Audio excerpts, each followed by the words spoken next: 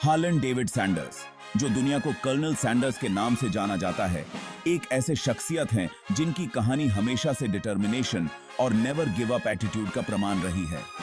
Colonel Sanders ने जिंदगी के कई सालों तक फेलियर्स का सामना किया, लेकिन कभी भी हार नहीं मानी। उन्होंने अपना सपना 36 साल की उम्र के बाद पूरा किया, जब अक्सर लोग रिटायर होकर अपनी जिंदगी का आराम मनाने का सोचने लगते हैं। ये कहानी है उनकी सफलता की, जो केएफसी के रूप में पूरी दुनिया में मशहूर हुई है उनकी। कर्नल सैंडर्स का जन्म 1889 में इंडियाना, यूएसए के एक गरीब परिवार में हुआ।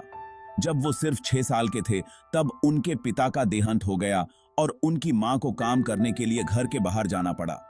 इस वजह से कर्नल सैंडर्स को अपने छोटे भाई बहनों की देखभाल करनी पड़ती थी और छोटी सी उम्र में ही उन्होंने खाना बनाना सीख लिया।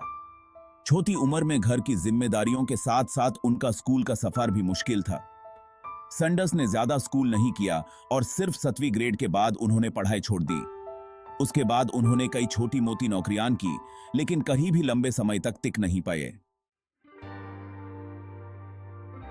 कर्नल सैंडर्स ने जिंदगी के काफी बड़े हिस्से में फेलियर का सामना किया।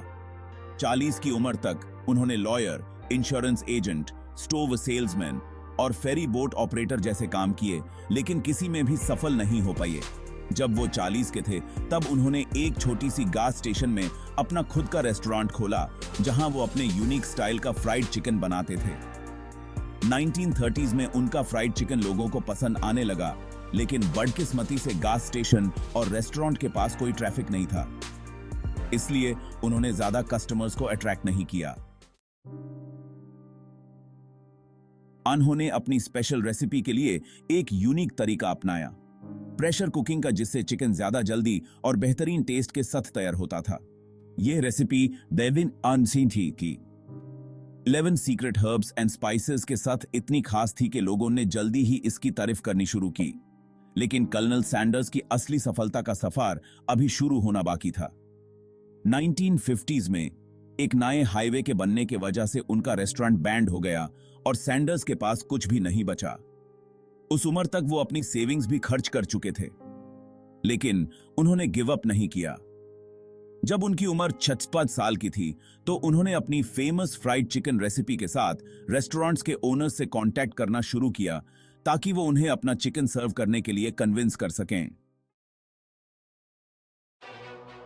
Facing rejection. कर्नल सैंडर्स को 1000 से ज्यादा रिजेक्शंस फेस करनी पड़ी।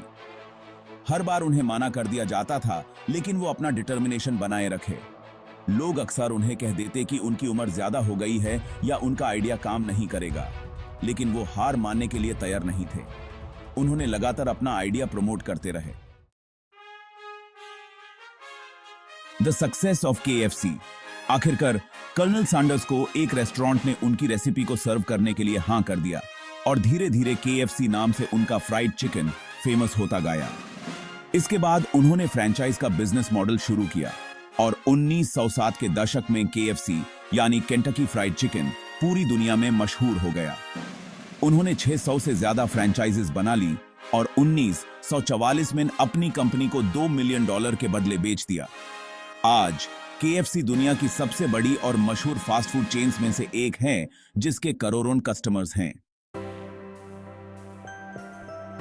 Lessons from colonel Sanders life. कभी गिव अप मत करो। कर्नल सैंडर्स ने अपने सपने को कभी नहीं छोड़ा, चाहे उन्हें कितने ही फेलियर्स क्यों ना मिले। रिजेक्शंस को सामने से एक्सेप्ट करो। उन्होंने 1000 से ज्यादा बार रिजेक्शंस का सामना किया, लेकिन वो अपने गोल को अचीव करने के लिए कमिटेड रहे। सफलता की कोई उम्र नहीं होती।